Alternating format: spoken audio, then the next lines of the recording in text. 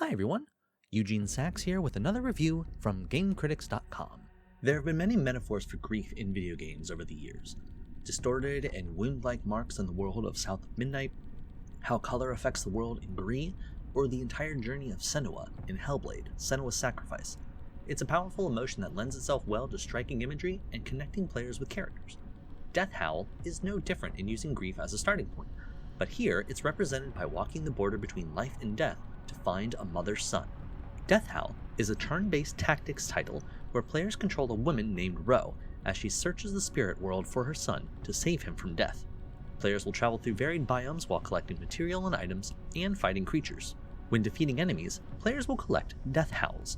These are used for permanent progression, like unlocking special abilities or unique cards, or for creating cards. There is also a Souls-like element here, as players don't restore health after each combat. They will need to rest at specific groves in the world in order to do so, but when their health is restored, all enemy encounters in that area are reset. Combat takes place on a grid, where players will use cards for their actions. Cards can be movement-based, melee or ranged attacks, or temporary buffs like a shield or attack boost. Each card has a mana cost, and players have a limited number of mana to use each turn. Enemies will move toward the player in most cases, but there will be obstacles and terrain to deal with in any area. All of this slots together neatly to create a tough but satisfying puzzle-like style of combat. Aside from the combat, Death Howl also presents challenge, perhaps to the point of being punishing, in its card collection and permanent progression, and it all stems from the Death Howls players collect.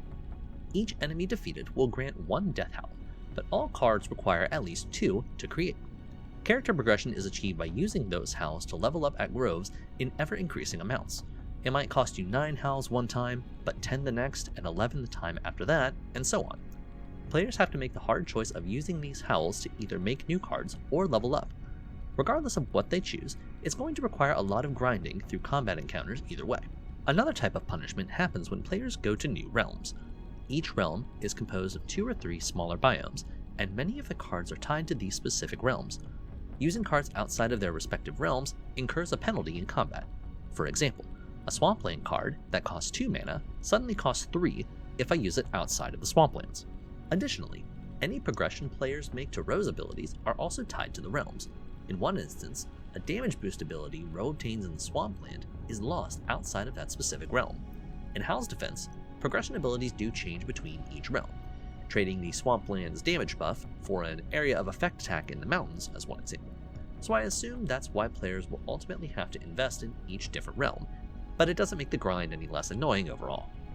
Outside of combat, players will spend time with the story connecting with Ro. As she goes through each realm, scenes with primary figures become available.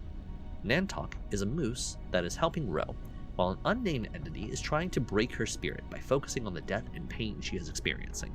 There's plenty of grief to go around though, as there are many characters who are also suffering.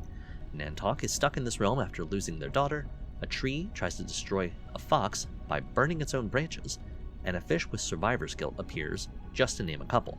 There's a lot of spirituality and dreams that tie into this grief, and the tone and content are effective in the quiet moments between combat encounters. I have a love-hate relationship with Death Howl. If I have a few bad combats, I'll curse the game out and shut it off. When I come back a day later and have a better run, it's easier to appreciate what the developers are doing. While I don't exactly care for the progression and penalties tied to the cards, the symbolism and use of grief here is strong, and the sharp tactical combat is notable. For me, Death Howl gets 8 absorbed animal souls out of 10. Like what you see? Check out more accessible interviews and reviews, as well as our favorite upcoming game trailers right here on GameCritics.com. Be sure to like the video, subscribe to the channel, and hit that notification bell to be notified as soon as we post something new.